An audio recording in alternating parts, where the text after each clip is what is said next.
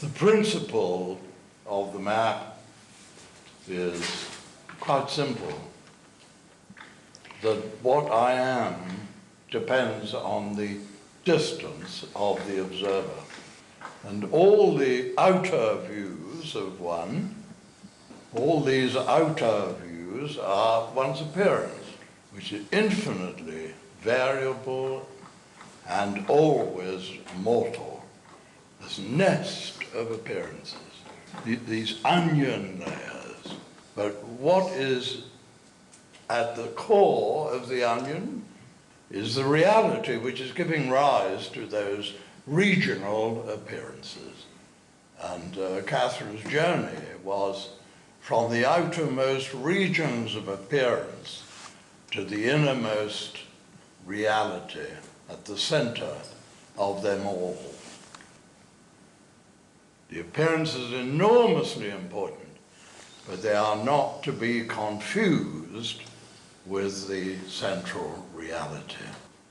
And the human confusion arises because we superimpose one particular regional appearance, that only one of them. We concentrated on just one of these infinite appearances, ignoring the others more or less, and that one we hallucinate its arrival here at the center. So it's a case of where.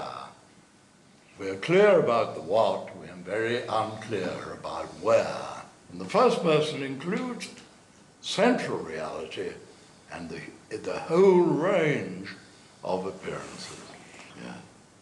And behind this half the grapefruit here, we have the other half of the grapefruit here, which is our reality, where we're coming from, our source, our backing in the business of life, our backing. And we start with tunnel vision, 5 degrees, and we're very sick then. And we enlarge our heart, our vision, to embrace the world. It's about 160 degrees. Now we're half cured, only half, not quite half. And the completion of our holing or healing, the 200 degrees, our backing. We shall have a lot more to talk about. In the days to come, we shall have a lot to say about the backing. Yeah. 5 degrees, 160 degrees, 360 degrees.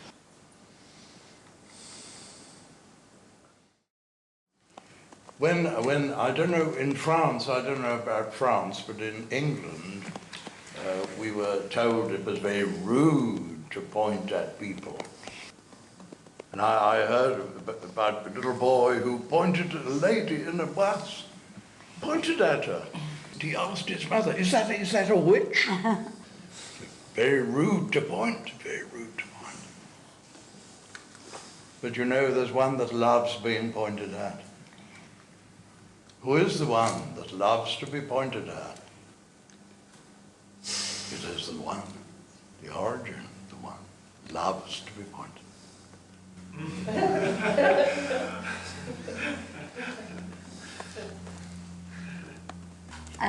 Magali is saying that she thinks she remembers a great painting. Yes, and she can't remember who it represents, maybe Saint John the Baptist. And he's pointing to the sky, pointing at the sky like this.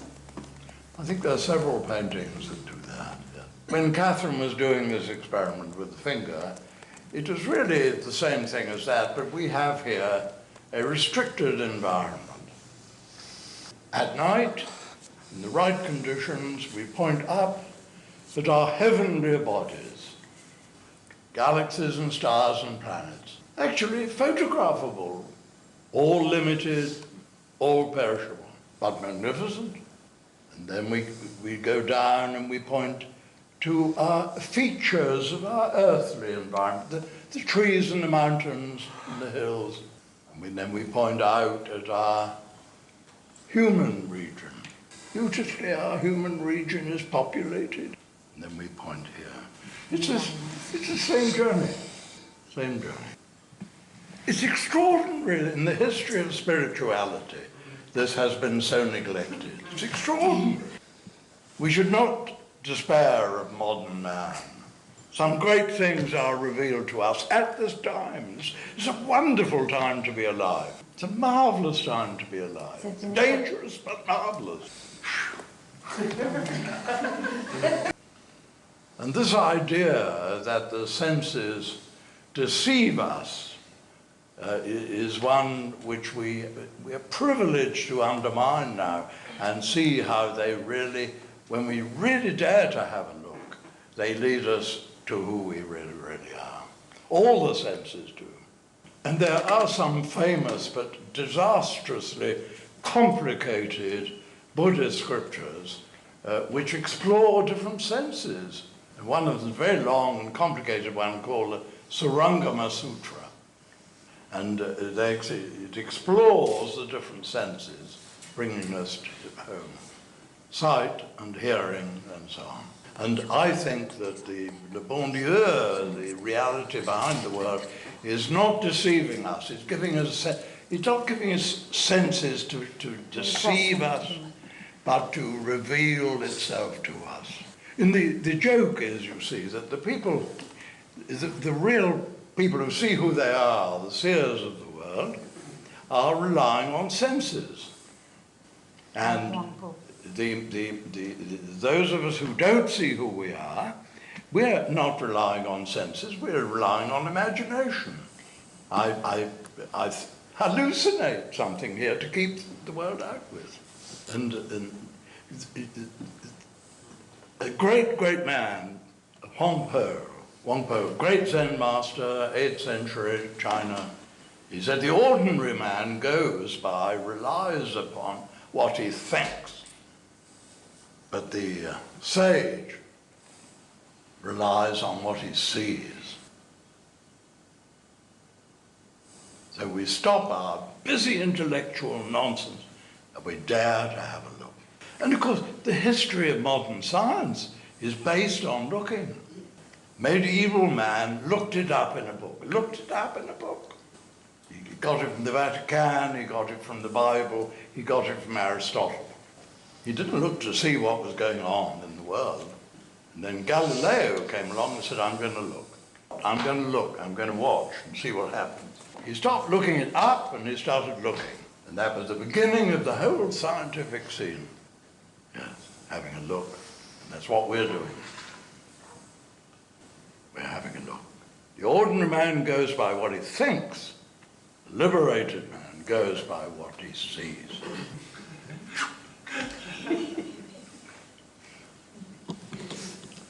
L'évidence. Yes. You may have noticed here, my drawing of Jose celebrates the fact that he's looking out of two eyes. But in the first person, where is the seeing going on? Where's the seer? Where is the one who looks? The one who looks, where? I have the mirror there.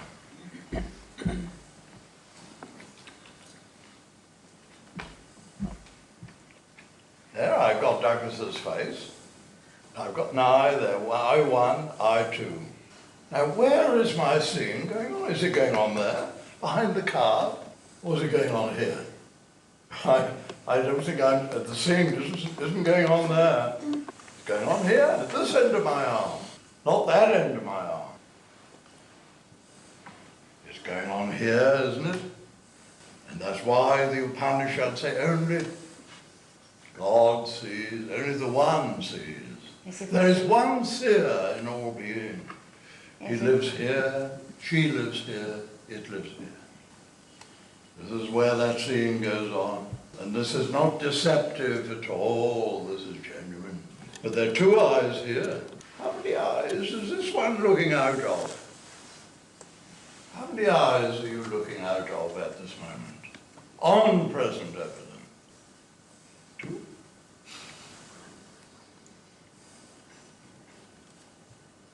I have here, I count my eyes, you see. I have three eyes.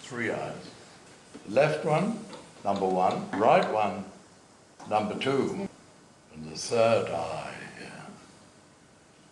And the tradition in the East is that when we see who we are when we're liberated, this is the opening of the third eye.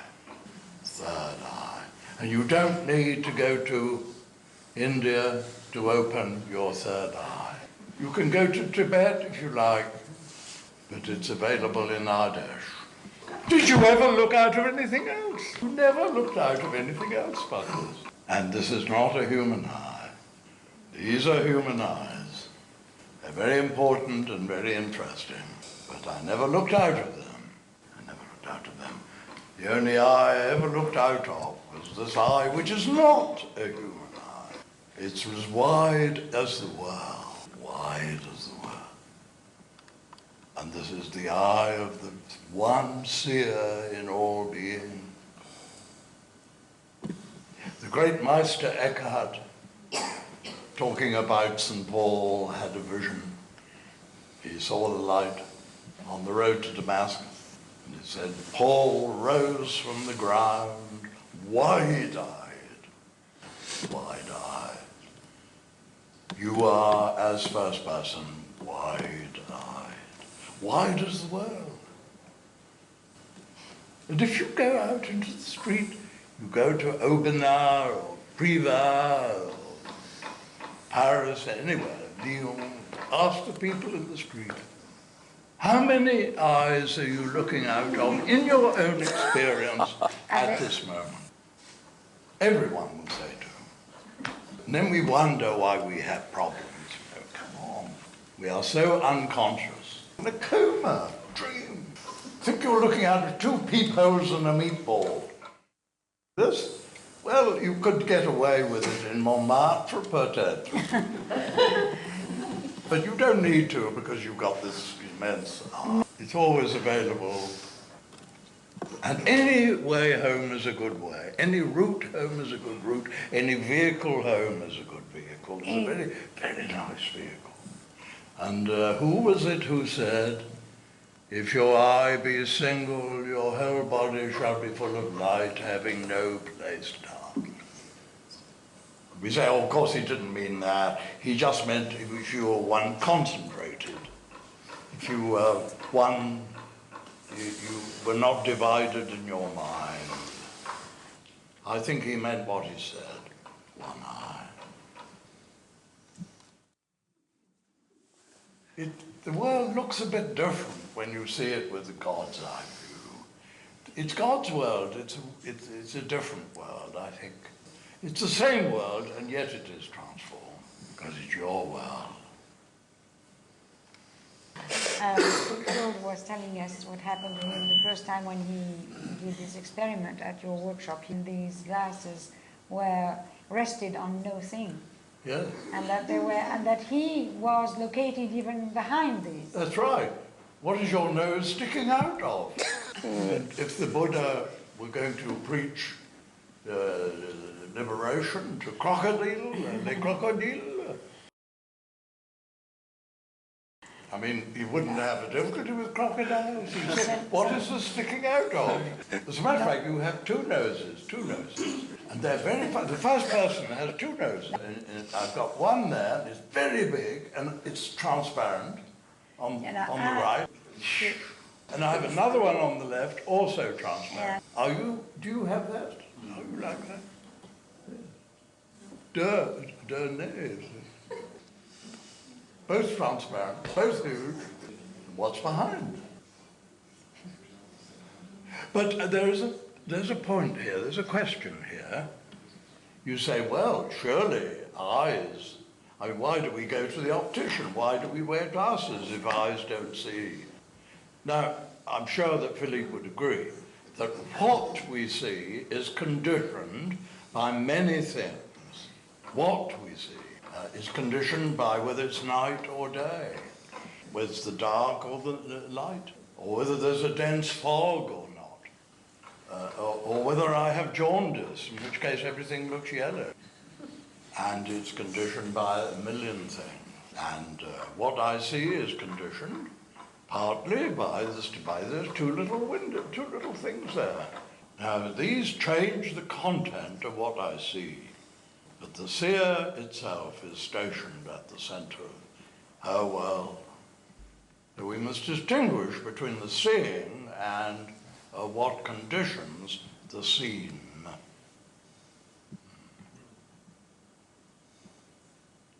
This is a very useful one, isn't it? Very useful. And it seems crazy in the Upanishad. Only God sees, say some of the sages. Only God sees. Only God sees. The point is, see out of the one eye. See what you're looking out of. That's the essential thing. And don't hallucinate two peepholes in a meatball.